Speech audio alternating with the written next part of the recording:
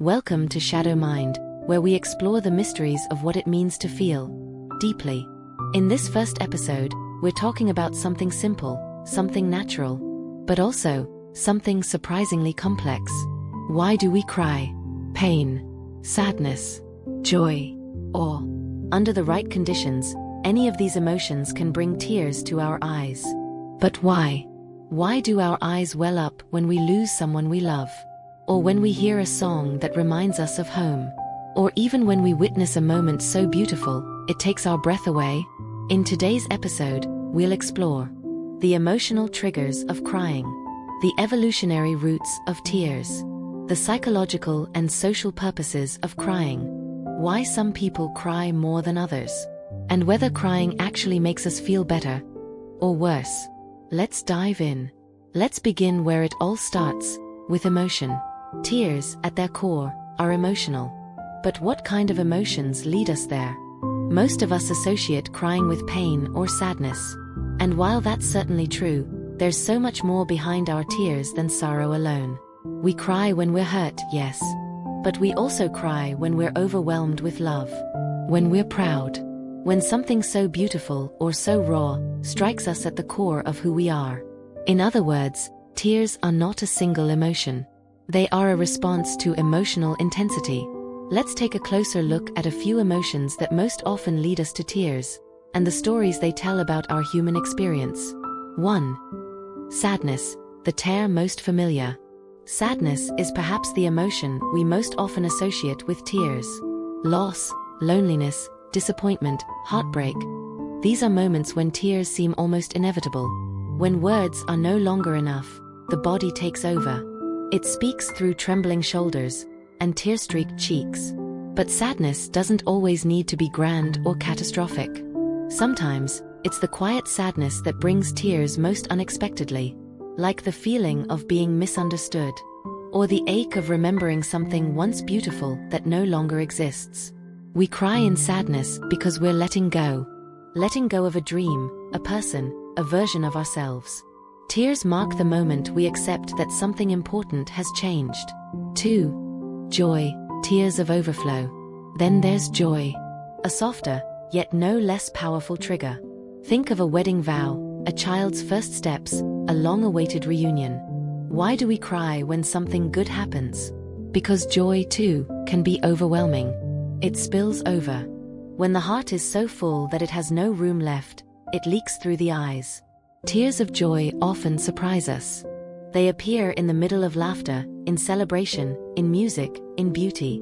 They remind us that happiness can also be intense. That we are just as vulnerable in joy as we are in grief. And maybe that's the most beautiful part. 3.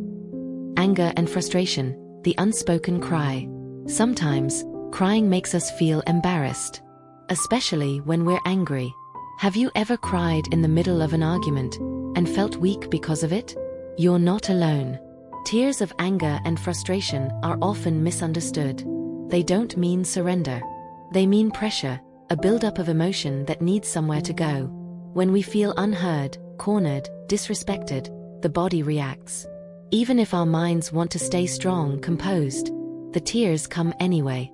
In these moments, crying is a kind of protest. It says, "This matters." Even when we can't find the words. 4. Fear and relief, crying after the storm. Have you ever held yourself together through something terrifying, only to burst into tears after it's over? That's the work of fear and relief. During a crisis, our brains switch to survival mode. We stay calm, focused, detached, sometimes almost robotic. But when the danger passes, when the adrenaline fades, we shake. We cry. Not because we're weak, but because we're safe again. Tears become the bridge between fear and peace. This is why we often cry at hospitals, airports, funerals, and births. Moments where everything feels fragile, and life reminds us how uncertain it is. 5. Awe and beauty, the quiet tear. Some tears come with no explanation. We see a painting, hear a voice, watch a sunset, and suddenly, our eyes are wet. These are tears of awe. Unlike sadness or joy, awe is more mysterious. It comes when we face something greater than ourselves, something we don't fully understand, but feel deeply. Maybe it's a piece of music that stirs something ancient inside you, or a moment of silence in nature that fills you with stillness. These tears say, "This is beautiful. And I don't know why, but I feel it." They connect us to wonder, to mystery, to the sacred. 6. Empathy, borrowed tears. Have you ever cried at a movie, even when it wasn't about you? That's the power of empathy. Our brains are wired to mirror others. When we see someone in pain or joy or fear, we feel it too. We cry for people we've never met. We cry for fictional characters, for strangers on the news, for someone across the room. Empathic crying reminds us that we're not islands. We are part of each other. And sometimes, the tears we cry for someone else help us understand ourselves more deeply. Final reflection, tears as truth. So why do emotions move us to tears? Because tears bypass logic. They're not calculated. They're not filtered. They are raw truth, a signal that something inside us has stirred deeply. We cry when we're vulnerable. We cry when we're human. And in a world that often tells us to stay strong, stay still, stay silent, tears are our quiet rebellion. Our way of saying, "I'm feeling this. And it matters." Tears may be universal, but how and how often we cry is anything but. Think about the people in your life. Some seem to well up with the slightest emotion, a touching commercial, a kind word, the soft memory of someone they love. Others go years without shedding a single tear, even in the face of deep sorrow. Why is that? The answer is both simple and complex. It weaves through biology, personality, upbringing, and culture, but also through the invisible scars we carry. Let's begin with the body, the part we often overlook when thinking about emotion. Biologically, some people are simply more predisposed to cry. Hormones play a significant role. The hormone prolactin, for example, which we mentioned earlier, is present in much higher levels in women. It's closely linked to emotional tear production. This doesn't mean that men don't feel as deeply. It means their bodies may not express it the same way. But there's more. The autonomic nervous system, which governs our body's automatic responses, is different from person to person. Some people's systems are more sensitive, more reactive to emotional stimuli. Their heart races faster. Their breath shortens quicker. And for some, tears follow more easily. Then there's personality. Those who are more emotionally open, more attuned to their inner world, often allow tears to flow freely. Empaths, for instance, who deeply feel the emotions of others, tend to cry not just for themselves, but for others too. Their tears are a form of resonance, like strings vibrating together across invisible space. But the biggest factor, perhaps, is not what's in our bodies, but what's in our past. How we were raised to understand and express emotion deeply affects how we cry as adults. If you were comforted as a child when you cried, held, listened to, told that your feelings were valid, then your brain likely associates tears with safety, with relief. But if you were met with coldness, told to stop crying, to toughen up, to get over it, then tears might feel unsafe, even shameful. You might have learned to hide them, to hold them back, even when your heart is breaking. In such cases, people often don't stop crying because they don't need to. They stop because they've learned it's not allowed. And so, over time, the emotional faucet becomes rusted, closed. Until one day, perhaps, it bursts open in a wave of grief or joy or exhaustion, and surprises even the person who cries. Trauma plays a role too. People who have experienced emotional or physical trauma, especially in early life, may either cry more easily, as their nervous system stays on high alert, or not at all as a defense mechanism. For some, tears became dangerous. For others, they were the only language of pain they had. We also have to consider culture. In some societies, emotional expression, especially crying, is embraced. In others, it's suppressed, even punished. A man crying in public might be seen as strong in one culture and weak in another. A woman crying at work may be labeled too emotional, even if her tears come from courage and passion. These messages don't just live outside of us. We internalize them. They become part of how we judge ourselves. Have you ever caught yourself crying and immediately said, "I'm sorry"? Why? Who taught us that emotion should be apologized for? Some people cry more than others because they feel safe enough to do so. Others may be holding years of tears just beneath the surface, waiting for the moment they're finally allowed to let go. And yet, here's something beautiful. No matter how long it's been, the body remembers how to cry. Like a river rerouted but never dried, it waits for permission. That's why, sometimes when you least expect it, in the middle of a movie, while listening to a song, while watching your child sleep, the tears come. Not because you're broken, but because you're finally open. Now, let's flip the question. Is crying always good? Can it be unhealthy to cry too much? The answer, like most things in psychology, is, it depends. Crying is a healthy form of expression when it's integrated, when it's part of a process of feeling and healing. But if someone is crying constantly, with no relief, it might be a sign of underlying depression or anxiety. Not the cause, but the symptom. In those cases, the tears are a signal, not of weakness, but of a deeper pain that needs tending to. That's why it's so important not to shame crying, in ourselves or others. Tears are messengers. And just like any messenger, they deserve to be listened to. Whether you cry easily or rarely, your tears are telling you something. They might be asking for comfort. They might be revealing a truth. They might be trying to say what words can't. The goal is not to cry more. The goal is to feel free to cry when you need to not bottle it in, to not judge the tears when they come, to not silence your own emotion in fear of being too much. There is no prize for pretending.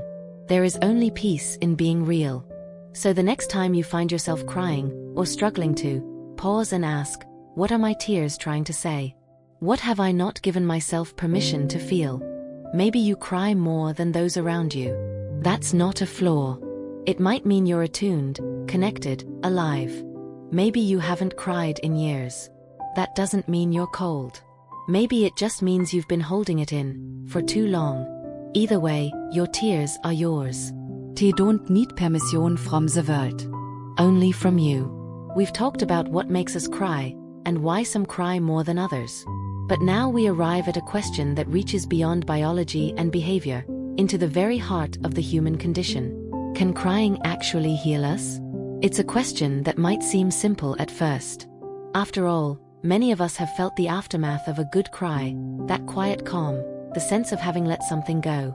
But is this just emotional release? Or is something deeper at work? Let's begin with the body.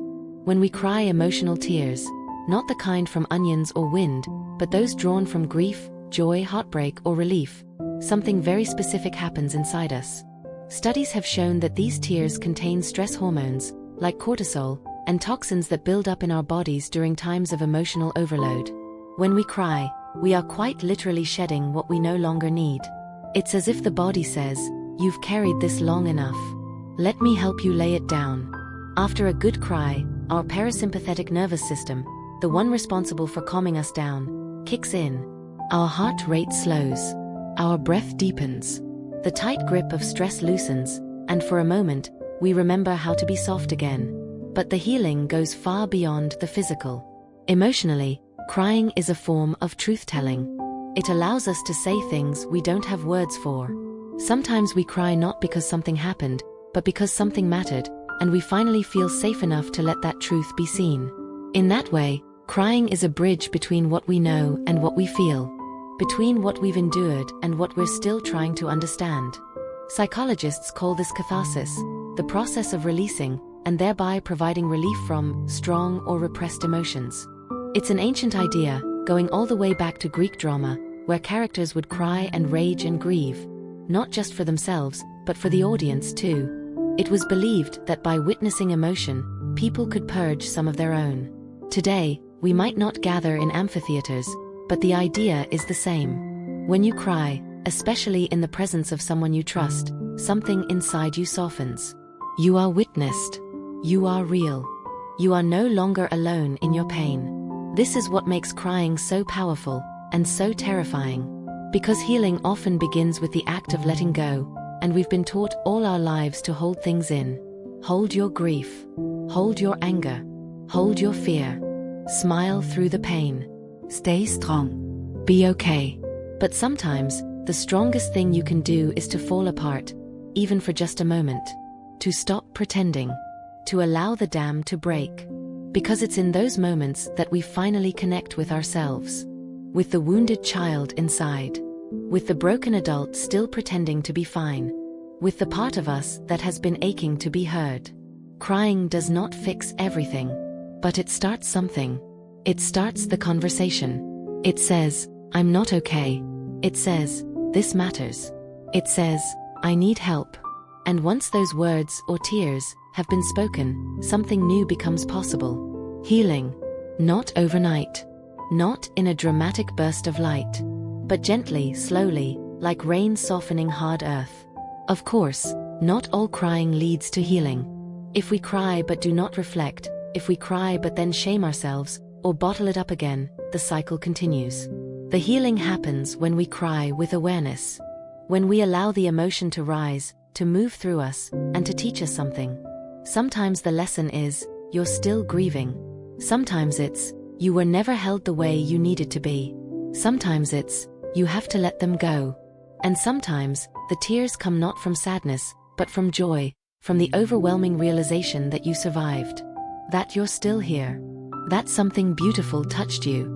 Those tears are healing too. They remind us that we are capable of feeling. That our hearts, though wounded, are still open. That even in a world that asks us to numb ourselves, to stay quiet, to move on, there is still space for tenderness. Tears connect us, not just to ourselves but to each other.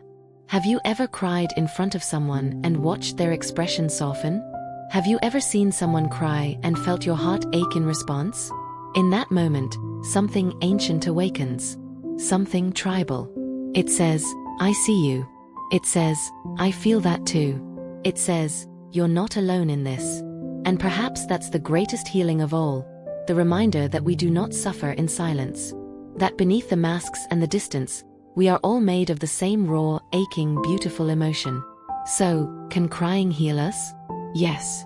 But not because the tears are magic. Because they are honest. Because they are human. Because they are the beginning of something soft and true and necessary. And sometimes that's all we need. We've traveled a long way together, from biology to emotion, from pain to healing. But there's one final place we must visit. The tender, terrifying moment when tears don't fall in solitude, but in the presence of someone else. Why is it so hard to cry in front of others? Why does the lump in our throat get tighter when someone's watching? Why do we instinctively say, I'm sorry, the moment the tears begin? We live in a world that often treats crying as weakness. Especially public crying. Especially adult crying. Especially male crying. From a young age, many of us are taught to be strong. To wipe our tears away. To hide our pain. To smile, even when we're breaking inside. And so crying becomes something secret. Something private. Something shameful. But what if vulnerability isn't weakness? What if it's a language, a form of courage? When you cry in front of someone else, you are doing something radical. You are letting yourself be seen. Not the polished version of you. Not the edited, social media you. But the raw, real, trembling truth of your humanity. You are saying, this is how I hurt. This is where I break. This is what matters to me. And that is powerful. Because when we cry in front of others, we open the door to intimacy. We say, I trust you with my pain. And when that trust is honored, when the other person stays, listens, holds space, something sacred happens. We begin to heal not just alone, but together.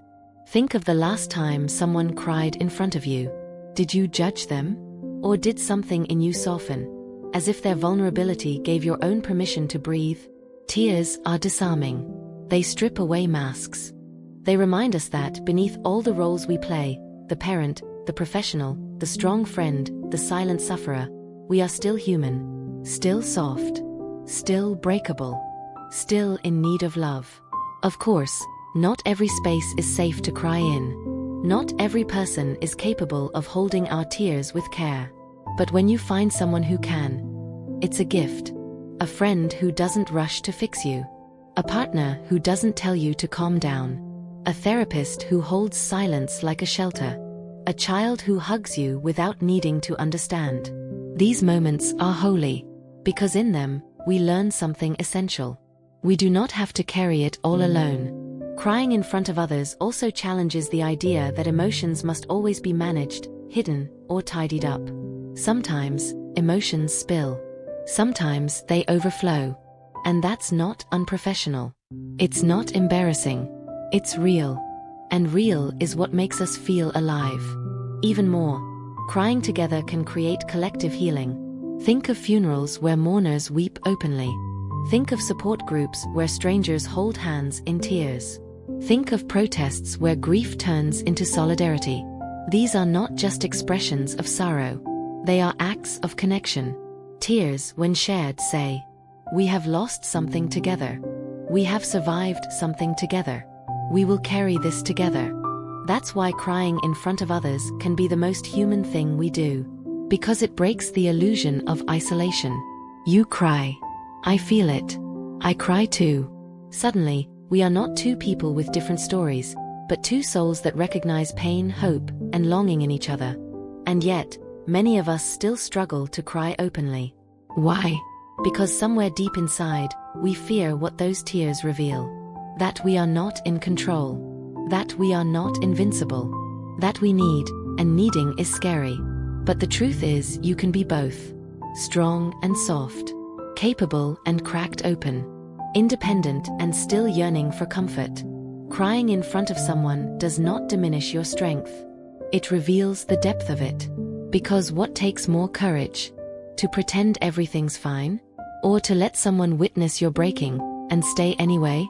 So the next time you feel tears rising in the presence of another, and shame tells you to hide, pause, breathe, and remember, you are not weak. You are alive.